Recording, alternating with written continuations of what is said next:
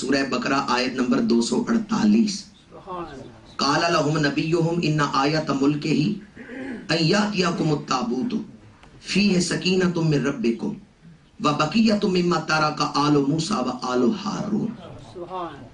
ان کے نبی نے ان سے کہا اس بادشاہی کی دلیل یہ ہے کہ تمہارے پاس ایک صندوق آئے گا اور صندوق کو فرشتے اٹھا کے لائیں گے۔ اس صندوق میں سکون ہے، فیہ سکینۃ من ربکم، اس صندوق میں کیا ہے؟ اللہ سب کو عطا فرمائے۔ اس صندوق میں کیا ہے؟ فیہ سکینۃ من ربکم، اور سکون کیوں ہے؟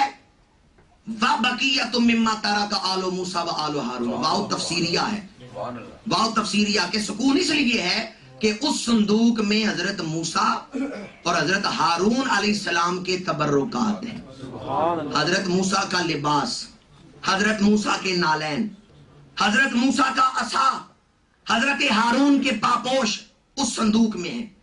جس صندوق میں حضرت موسیٰ کا لباس پڑا ہے وہ صندوق تو نشانی ہے، وہ صندوق تو سکون دینے والا ہے۔ جس قبر میں خود موسیٰ لیٹے ہیں وہاں سکون نہیں ہوگا۔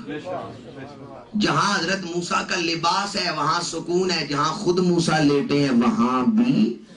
پتہ چلا انبیاء کے مزارات پہ حاضری دیں، قرآن سے ثابت ہوتا ہے سکون نصیب ہوگا۔ اگر حضرت موسیٰ کا مزار سکون بخش ہے تو امام الانبیاء کے روضہ اقدس کی شان کیا ہوگی؟